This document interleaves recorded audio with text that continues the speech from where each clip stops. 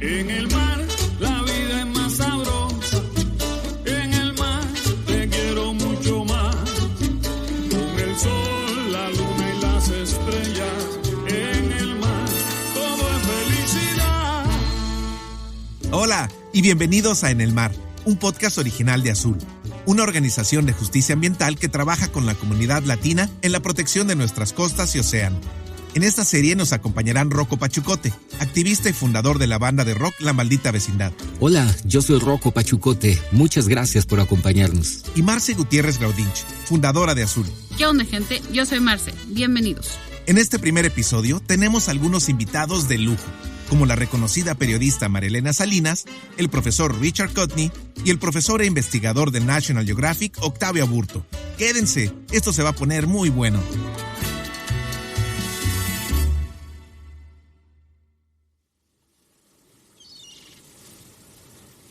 Cuando me invitaron a participar en este podcast, lo primero que me vino a la mente fue mi primer encuentro con el mar. Yo tenía 8 años y vivía y nací en la Ciudad de México, entonces no conocía el mar, solamente lo había visto en películas, pero el mar me llamaba y me llamaba. Y así por fin a los 8 años, en una fiesta familiar, fuimos todos al mar. Yo creo que para todos nosotros, nuestra primera vez frente al mar nos cambia la vida. Estar frente al mar a mí me hizo darme cuenta de lo más cercano que podía tener al infinito, ver hasta donde se perdiera la vista de agua. Y fue el primer momento en donde sentí un profundo respeto hacia la naturaleza. Les he de contar que cuando vi el mar por primera vez hasta sentí miedo, más que miedo, fue un gran respeto.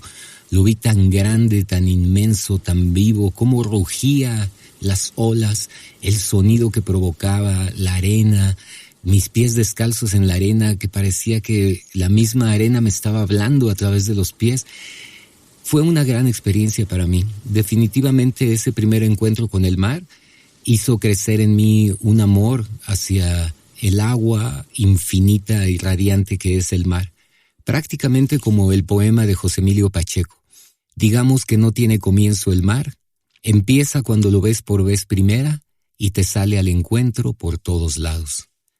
Y es así, el mar. Y es que el mar es parte fundamental de nuestra vida, de nuestra cultura, de nuestra música y de todas nuestras manifestaciones artísticas que no nos dejarán mentir. Cuántos libros, cuántos poemas, pinturas, canciones hemos dedicado a la inmensidad y belleza del océano, a su majestuosidad. Pero, amigos, en estos momentos el mar está en problemas. Así es, Rocco. El mar está en problemas. La buena noticia es que hay muchísimo que podemos hacer para remediar ese daño y esos cambios que hemos hecho hasta ahora. Eso es justamente la idea de este podcast. El propósito es contarles qué oportunidades hay, quién está haciendo qué en la lucha para proteger y conservar el océano y lo más importante, qué pueden hacer ustedes para sumarse. Empecemos por hablar por qué es tan importante el océano. ¿A qué viene todo esto? Bueno, el océano es importante porque cubre más del 70% de nuestro planeta. Pero también produce más de la mitad del oxígeno que respiramos y absorbe casi 30% de las emisiones de dióxido de carbono que producimos.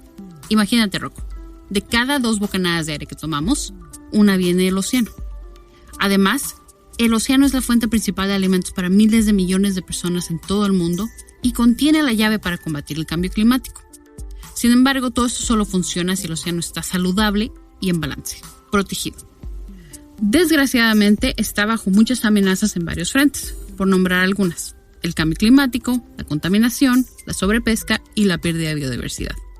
Pues sí, tienes toda la razón, Marce. El mar es importantísimo, fundamental para la vida.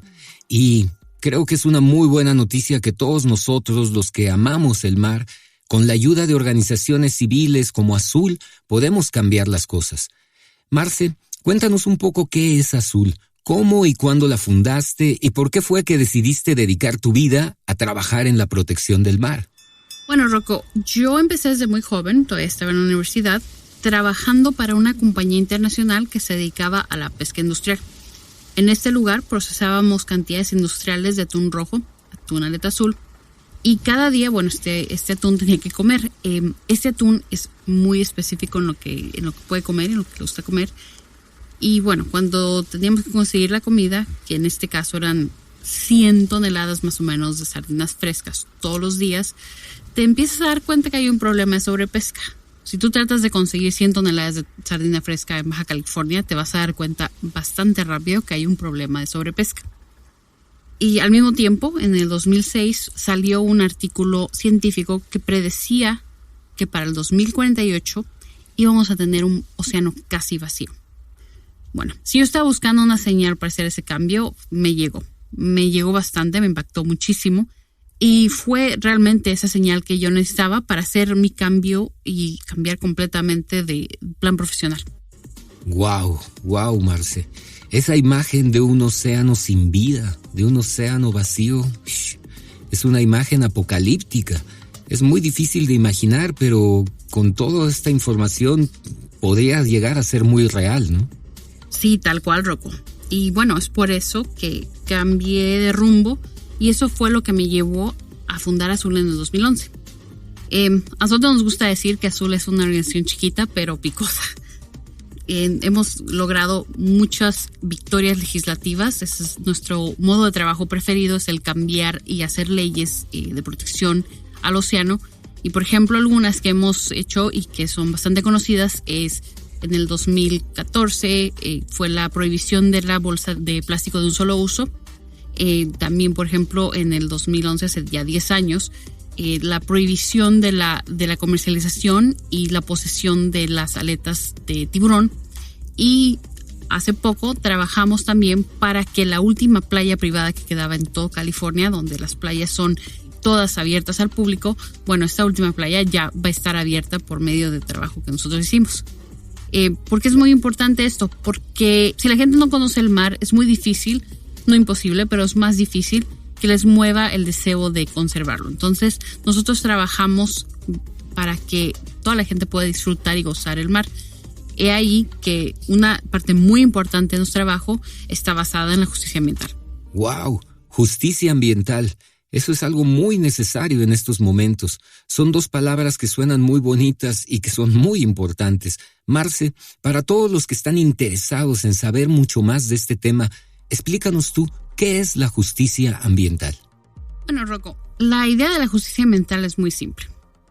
El movimiento ambiental tradicional históricamente ha dejado fuera a las comunidades racializadas. Y bueno, la respuesta de estas en Estados Unidos fue comenzar el movimiento de justicia ambiental. ¿Por qué? Tenían que asegurarse que todas las personas y comunidades gozaran de la misma protección ambiental según la ley y la aplicación de esta, así como el derecho a vivir, trabajar y jugar en comunidades que sean seguras, saludables y libres de condiciones que pongan en peligro la vida. ¿Por qué? Todos queremos vivir en un lugar donde no nos tenemos que preocupar si el aire está más contaminado, si nos va a hacer daño, si salir va a ser un problema. Y eso es lo que busca ese movimiento. Te pongo un ejemplo. Un estudio de agosto del año pasado encontró que el 70% de los sitios de desechos contaminados en Estados Unidos estaban ubicados en vecindarios de bajos ingresos. Y más de 2 millones de estadounidenses viven dentro de una milla de sitios que son vulnerables a las inundaciones, y la mayoría de los cuales se encuentran en comunidades de color. Pero esto no ocurre en Estados Unidos solamente. El racismo ambiental es algo que impacta a las comunidades de todo el planeta. Piensa en México, Tailandia, India, Canadá, Argentina. La lucha por la justicia ambiental es global y parte de nuestro trabajo consiste en asegurarnos que todos tengamos un acceso equitativo a la naturaleza. En pocas palabras, la naturaleza no es un privilegio, sino una necesidad.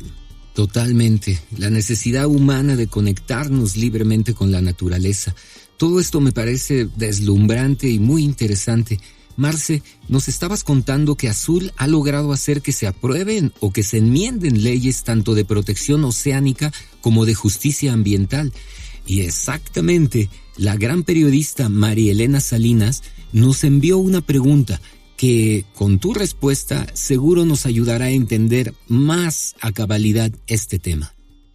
Hola amigos de Azul, soy María Elena Salinas, periodista independiente. Gracias por invitarme a su podcast y felicidades por su 10º aniversario. Mi pregunta es, ¿cómo hace Azul para lograr cambios en la legislación y hacer que sus demandas sobre la protección del océano y el acceso a las costas se traduzcan en leyes hechas y derechas? Gracias por tu pregunta, Marilena, y mil gracias por las felicitaciones.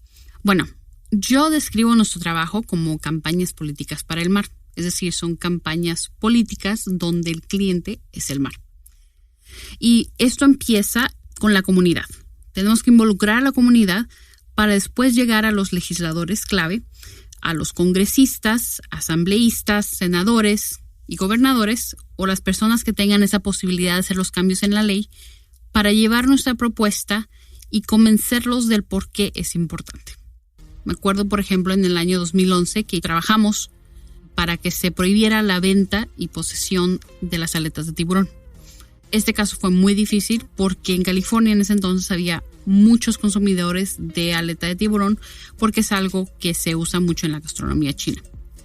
Pero pues llega el momento en el que tenemos que anteponer la conservación a nuestras tradiciones culturales.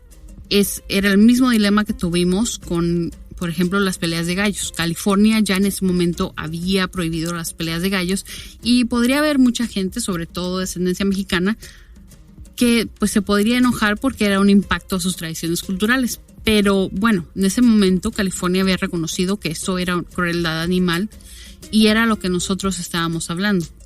Tendríamos que hablar de el considerar los efectos desmedidos de esa crueldad animal, no nada más a los tiburones, sino a los ecosistemas que dependen de ellos.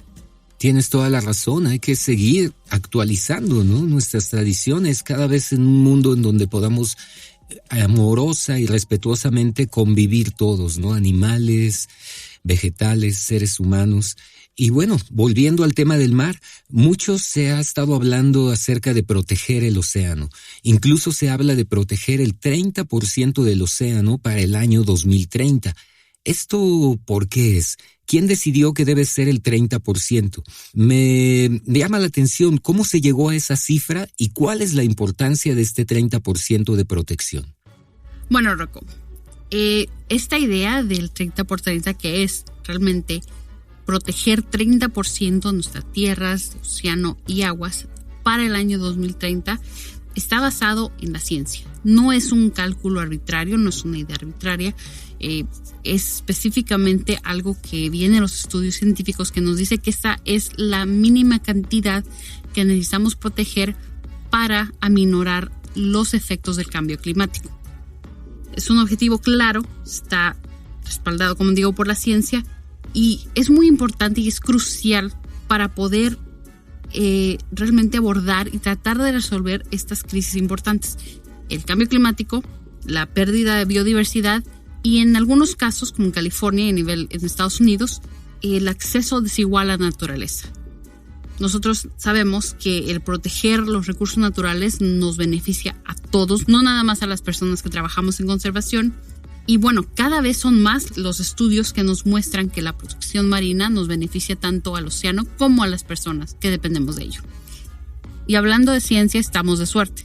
Tenemos un invitado especial, el profesor Octavio Aburto, investigador del Instituto de Oceanografía Scripps y explorador de National Geographic, que nos viene a contar más sobre las áreas marinas protegidas. Las áreas marinas protegidas son áreas delimitadas en el mar donde las actividades extractivas son reguladas o son prohibidas. De esta manera, tenemos áreas marinas altamente protegidas donde la pesca, la minería y cualquier otra actividad extractiva están totalmente prohibidas.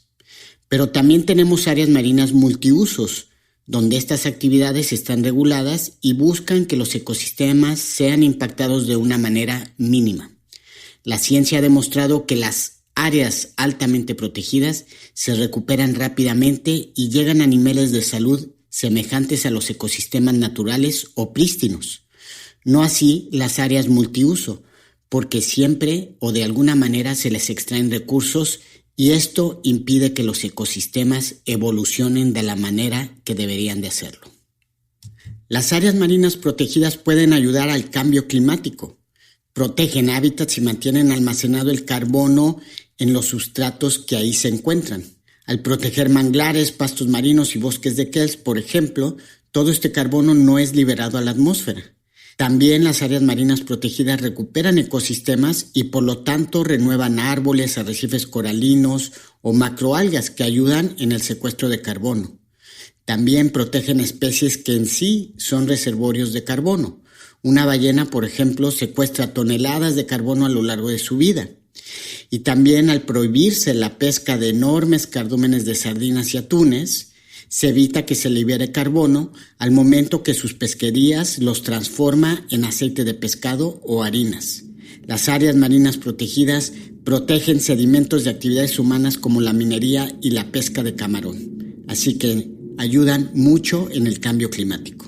Todo esto de proteger nuestras joyas marinas y nuestros océanos está muy bien, pero me surge esta pregunta: ¿qué necesitamos hacer para que los gobiernos locales, municipales, estatales y federales realmente se pongan las pilas y presenten propuestas de ley y leyes que realmente se cumplan y que se hagan cumplir para que no haya sobrepesca, sobreexplotación turística y todas esas otras actividades que dañan la salud de nuestros mares y el océano? Sí, Rocco. Yo estoy convencida de que para que todo esto sea una realidad, los legisladores, jefes de Estado y, las comunidades locales, tenemos que hacer un compromiso que vaya más allá de la buena voluntad en papel. Es decir, es hora de actuar. Los principales reportes científicos, incluyendo el del Grupo Intergubernamental de Expertos sobre el Cambio Climático, o el IPCC, nos han demostrado no solo el devastador precio que el cambio climático ha tenido en el océano, sino que también puede ser la fuente de soluciones. ¿Qué quiero decir con esto? No necesitamos ver el reporte, lo estamos viendo todo el día en las noticias. Estamos viendo los incendios, los cambios de temperatura, las inundaciones, las sequías, y es algo que estamos comenzando a ver en todas partes, no nada más del lado de conservación. Creo que el discurso permea en todos los lugares, ¿no? Y es importante también al mismo tiempo que no nada más hablemos de los problemas, sino las soluciones. Y ahí es donde el océano puede ser una gran parte de esta solución, porque el océano no es una víctima nada más del cambio climático, sino puede ser una solución y un agente de soluciones de lo que necesitamos hacer. Estamos hablando que tiene el potencial de proporcionar 1/5 parte de las reducciones de emisiones de gases de efecto invernadero que necesitamos para quedarnos en un nivel de aumento de solo 1.5 grados centígrados. Pero esto lo tenemos que hacer ya. ¿Sabías que el océano cubre más del 70% de la superficie del planeta y produce más de la mitad del oxígeno que respiramos? Sí, el océano es el motor azul del mundo. El océano alberga la mayor parte de la biodiversidad de la Tierra y es la principal fuente de proteínas para miles de millones de personas en todo el mundo. Proteger el océano es proteger la vida. Ese es un dato muy interesante y muy fundamental para verdaderamente entender la inmensa importancia del océano y de la salud de los mares para la vida en general del planeta. Y si el océano provee el 50% del oxígeno del planeta, ¿cuál es el daño a largo plazo si no cuidamos el océano? Yo creo que aquí la mejor explicación nos las va a dar un científico. Para eso tenemos al Dr. Richard Cudney, que ha trabajado por décadas en la conservación marina en México y Latinoamérica y nos puede dar más detalles al respecto. Bueno, si no cuidamos al océano, afectamos profundamente nuestra calidad de vida y la de generaciones futuras, más aún considerando las amenazas ante el cambio climático. El mar y sus costas absorben de un 25 a un 30% de las emisiones de carbono y regulan nuestro clima. Por ello, una solución clave para limitar los efectos del cambio climático es la protección y restauración de ecosistemas costeros como arrecifes, manglares, lagunas, que ayudan a mantener más carbono fuera de la atmósfera. Los ecosistemas costeros saludables son esenciales para protegernos contra huracanes y son fuente de bienestar económico insuperable. La maquinaria de un océano saludable provee de alimento a al menos 3 billones de personas. Además, el mar nos brinda de riquezas que van mucho más allá de insumos económicos y beneficios ambientales. Nos regala paz mental. Dañarlo, contaminarlo, nos afecta emocionalmente. A nadie le gusta ir a una playa llena de plástico y nadar en sus aguas contaminadas. En pocas palabras, el mar hace posible que gocemos de un planeta lleno de vida. Estemos donde estemos, conectamos con el mar de alguna u otra forma. Si lo continuamos dañando, nos dañamos a nosotros mismos. Así de sencillo.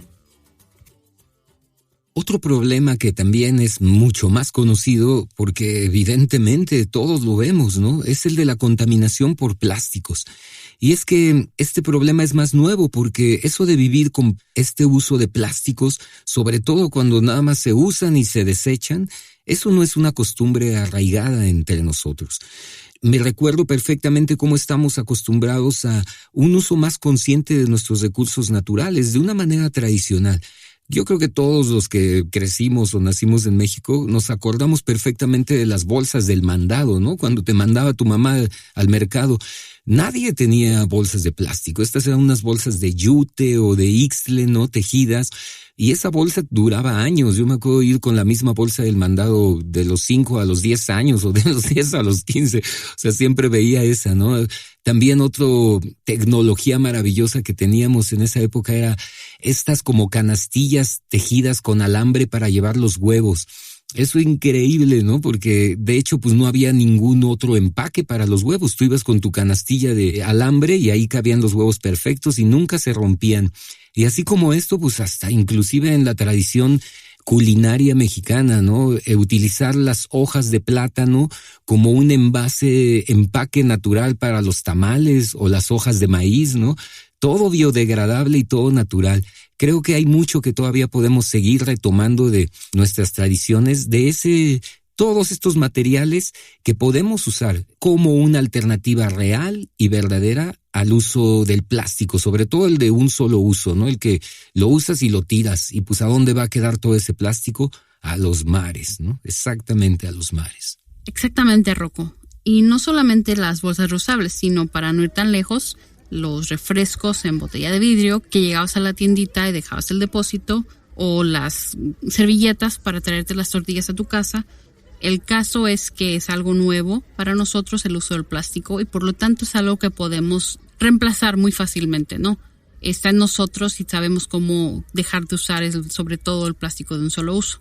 Pero aquí lo importante es que hablamos, por ejemplo, de la contaminación de plástico y hablamos de la contaminación de plástico en el mar y, bueno, nos viene a la mente la tortuguita con el popote en la nariz y sí, esto es trágico, es muy feo, pero lo que no hablamos es que cuando ya está haciendo ese daño a la tortuga u otras especies marinas, el plástico ya ha dejado en sí una estela de destrucción a su paso. ¿A qué me refiero?